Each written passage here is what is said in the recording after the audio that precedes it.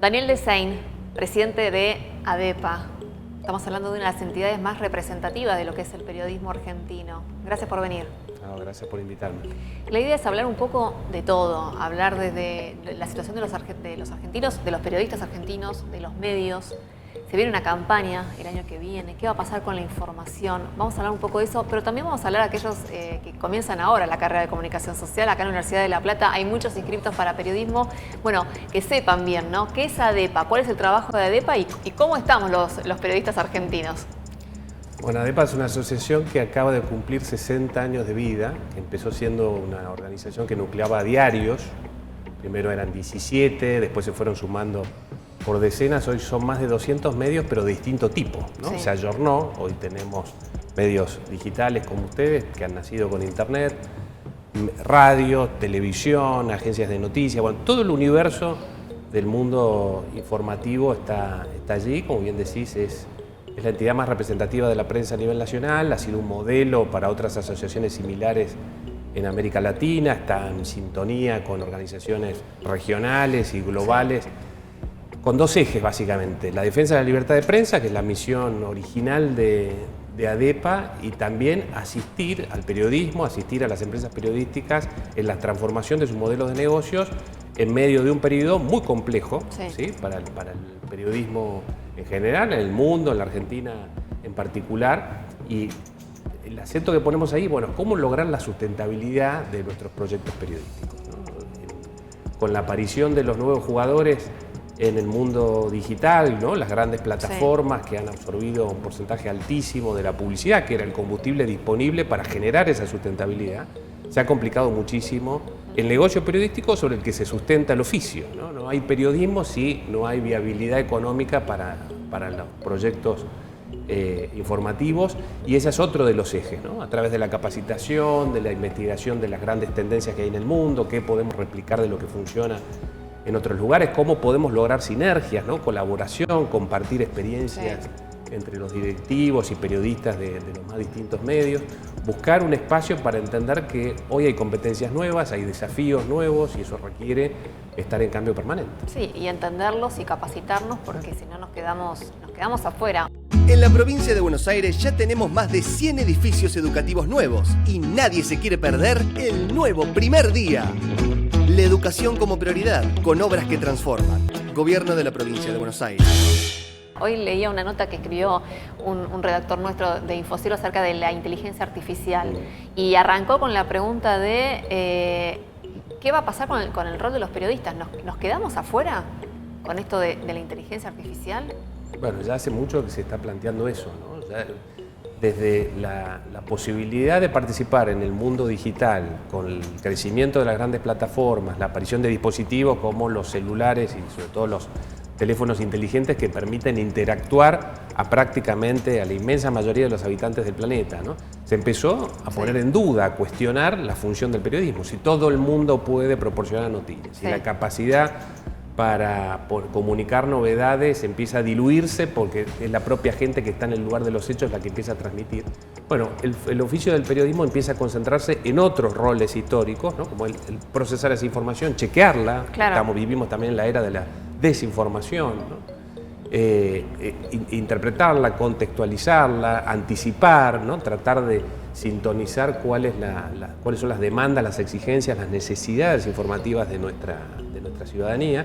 Y en ese sentido, nuestro rol es más importante que nunca antes, ¿no? Porque lo que se pone en juego con estas distorsiones, cuando la desinformación se expande, ¿no? Cuando se polarizan también las sociedades frutos de esos procesos de desinformación en particular, es que nuestro sistema de convivencia, ¿no? Los sistemas democráticos se debilitan, se pierde el centro de la discusión, se pierde la noción sobre los hechos sobre los que debemos apoyar el debate público, ¿no? Entonces la función del periodismo en ese sentido es muy antigrieta, que es otro de los grandes fenómenos en la Argentina y en el mundo que vivimos, porque lo que trata de proponer es, bueno, busquemos una mesa común de los grandes temas sobre los que tenemos que ponernos de acuerdo, sobre los que hay que lograr consensos básicos, ¿no? Entonces, en ese sentido, nuestra función es más relevante que antes. Bueno, entonces volvemos al tema de la calidad, ¿no? Porque hay momentos en los cuales una periodista ingresa a un medio de comunicación y siente que la calidad a veces queda muy atrás entre el tema del SEO, del clic, bueno, todo ese vocabulario que se maneja una vez que ingresas a una redacción y que necesitas que te lean y que te exigen que te lean, porque si no te quedas afuera. Bueno, lo de la calidad no lo perdemos del todo. O sea, podemos aportar calidad y ahí va a ser importante. Y volvemos a ese rol, el de aportar calidad. Es una de las claves y efectivamente, como decís, se pierde a veces ese norte, porque efectivamente los medios que históricamente estaban con redacciones muy desconectadas de sus áreas comerciales, de sus áreas administrativas, ¿no? Hoy con los nuevos indicadores que están dados por la masa, por indicadores que muchas veces pertenecen a las plataformas, por ejemplo, porque son las claves de su supervivencia. Pero nuestro negocio tiene diferencias, ¿no? Tiene elementos que debemos custodiar muchísimo, como es nuestra credibilidad, como es las funciones básicas que tenemos en nuestras comunidades. Entonces, eso no debe hacer perder de vista los estándares profesionales, poner el acento en la calidad, porque es lo que en definitiva nos va a permitir sobrevivir, ¿no? Hay que mirar esos indicadores, por supuesto, sí, ¿no? Hay que hacer un equilibrio, claro. Pero hay otros, muchas veces la relación, los niveles de penetración que tienen nuestros contenidos se rigen por otro tipo de indicadores, a veces son mensurables, otras veces no, forman parte, son más cualitativos, ¿sí? Porque no todo sitio informativo que tiene X cantidad de usuarios únicos mensuales, por poner una cifra, o de páginas vistas, el número que pongamos, es exactamente igual a otro que tenga la misma cifra, ¿no? Porque hay uno que llega a ciertas capas de la comunidad, que llega con más fuerza, que posibilita transformaciones, ¿no? Que activa el debate público, que fija agenda, que es más recordado que otro. Hay noticias que son mucho más fugaces, ¿no es cierto? Y son commodities, y otras que son específicas porque efectivamente introducen un elemento que era desconocido por parte de esa comunidad o por un gran porcentaje de esa comunidad, y que activa allí, ¿no? Ese movimiento cívico de intercambio de opiniones que permite cambiar las cosas. ¿Qué estás viendo vos en el periodismo argentino? ¿Qué análisis haces de los canales y de los principales exponentes del periodismo argentino, ¿no? Yo veo varias cosas. Por un lado veo algunas de las mayores muestras de calidad. Yo viajo mucho, estoy en muchos congresos internacionales por distintos lugares del mundo, muchísimo por América Latina. Acabo de llegar de España, por ejemplo. Te permite empezar a comparar realidades muy distintas. Obviamente la economía argentina está muy golpeada, entonces la sustentabilidad está en riesgo para muchas empresas periodísticas y es un punto, pero simultáneamente vemos muestras de un periodismo profesional que llama la atención respecto de lo que ocurre en otros países, sobre todo latinoamericanos. Pensemos que el medio con mayor cantidad de usuarios únicos al mes de habla hispana es argentino. Sí. Los medios con Estamos hablando de Infobae. Que es Infobae. Los medios con más suscripciones digitales, que es una de las claves para la sustentabilidad para cierto tipo de medios, son dos medios argentinos, que son Clarín y La Nación. Muchas de las redacciones más modernas de la Argentina, de América Latina, están en la Argentina, ¿no? Ejemplos de medios regionales que son modelos, ¿no? Entonces, en periodismo de investigación, en periodismo de opinión, la calidad de la escritura, en muchísimos rubros la Argentina, por los premios que gana, por la visibilidad que tiene, por la trascendencia que tiene, por la cantidad de colegas que están mirando todo el tiempo que se hace aquí, todavía tiene una fortaleza extraordinaria como la que ha tenido en décadas pasadas. Ahora, el periodismo no está desconectado de su realidad económica, política, donde la inestabilidad, ¿no? La pérdida, la polarización, las fragilidades económicas, la inflación en el caso argentino, que nos convierten en malos ejemplos a nivel global desde ya que nos pega, y eso hace que haya muchísima tensión dentro del gremio periodístico, muchísimas dificultades para los empresarios, difíciles equilibrios, distorsiones, ¿no? Una cantidad de colegas que empiezan a hacer otro tipo de negocios y alejarse de los estándares profesionales, normas éticas que se diluyen, cuestionamientos. Bueno, eso también forma parte del universo periodístico argentino y convive, pero tenemos muchos elementos para la construcción del costado positivo del oficio. No es todo negativo, no, digamos. para nada. Porque el tema de las fake news y de la desinformación que vos mencionabas recién, pero el dato de la información que sale muy rápido sin chequear y que sale con un objetivo en particular y que se difunde, fue una de las claves, digamos, o por lo menos fue una de las situaciones que sucedieron durante todo este año, y no quiero ni pensar lo que va a ser el año que viene en plena campaña. ¿Vos sentís que estamos haciendo algo, estamos trabajando algo desde los medios como para que eso no suceda? ¿Surgieron portales o medios que dicen, bueno, con la fake news no, para el año que viene, o no? ¿O estamos hacia atrás? Todo proceso electoral es un desafío, Sí. ¿no? Cuanto más polarizado está el escenario, mayor, ¿no? Porque el riesgo siempre de los medios es caer dentro de esas grietas, de esas divisiones, ¿no? La demanda de la audiencia de tener un periodismo indignado, que vemos en muchas de nuestras pantallas, ¿no? Sí. Entonces, esa es una tentación, es una inercia, muchas veces es un elemento que tiene que ver con la sustentabilidad porque es lo que demanda la audiencia y la tentación de responder rápido a esa audiencia es muchas veces grande, pero allí es donde el periodismo debe mantener sus distancias y sus independencias, ¿no? La independencia de todos los poderes, independencia de esas tentaciones y también la independencia de su propia audiencia. Hay que resistir y eso es difícil cuando se piden estas posiciones más extremas, ¿no? Un periodismo mucho más opinado, un periodismo con un tono mucho más elevado. Y reconfirmando a la propia audiencia, ¿no? O veía el análisis por ahí de Daniel Haddad en algún momento que hablaba de que viene esa tendencia además mucho desde Estados Unidos, de reconfirmar y hablarle siempre a tu propio público. Entonces vos no estás, no estamos pensando nada, claro. Exactamente. Y eso nos hace daño. ¿Eso es por una cuestión de comodidad del periodista o por dónde pasa? Porque es difícil también enfrentarte a tu propio público. Es una especie de lógica algorítmica, ¿no? Sí. Las grandes plataformas funcionan de ese modo, ¿no? Proporcionan lo que demanda la audiencia y tratan de leer esos intereses y hay ahí como un círculo vicioso en ese aspecto, en el aspecto de que lo que se va formando los grandes vicios, ¿no? Las burbujas de sentido, las cámaras de eco, típicos fenómenos del mundo digital, que en el caso periodístico ponen en riesgo al oficio, ¿no? De dar nada más que las cosas que están en línea con lo que yo pienso, nuclearme con los contenidos que están en sintonía con lo que yo quiero escuchar y demás, y eso es muy riesgoso porque va quebrando la posibilidad de interactuar con ideas distintas, la posibilidad del debate, de que eso sea, de nutrirse con enfoques distintos, de pluralidad de voces, pluralidad de enfoques. Bueno, estos son los hechos, veamos opiniones diferentes para tratar de dialogar entre nosotros como comunidad, y ese es el gran servicio que hace el periodismo. Con el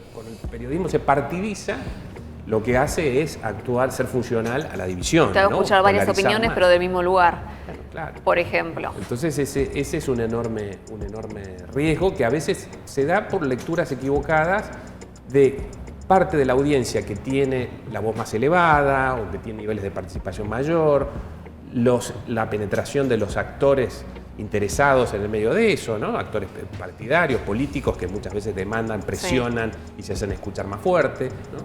Pero también hay una búsqueda de un espacio más reflexivo, más calmo, donde uno pueda tener visiones distintas y en definitiva no perder de vista que la base de todo tiene que ser los hechos, ¿no? Hay hechos básicos sobre los que tenemos que ponernos de acuerdo. ¿Hay referentes hoy en el periodismo argentino que vos podés destacar que están trabajando desde ese lugar?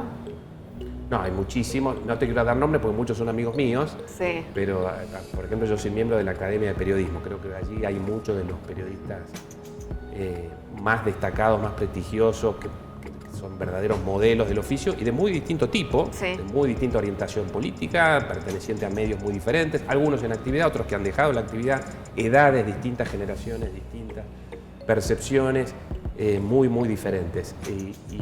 Y eso refleja un poco la diversidad mediática que hay en la Argentina, que no veo en otros países, ¿no? Recorro países de la región y veo a todos los medios más agrupados en cierta línea, más cerca o más lejos del gobierno de turno, con posiciones mucho más duras, ¿no? Un periodismo mucho más contenido, a veces por mandatos supraperiodísticos. En la Argentina yo veo mucha diversidad, mucha calidad, sin muchos nombres y muchos ejemplos muy grandes referentes del oficio. Sí. Sí, a veces yo pido nombres, pero vos viste que los que están estudiando, los que están ejerciendo la profesión, les gusta saber, bueno, a ver, referentes de lo que es el periodismo argentino, ¿hacia dónde tendríamos que ir? ¿O qué es lo que creemos que deberíamos hacer para poder ser realmente periodistas, ¿no? Y poder comunicar?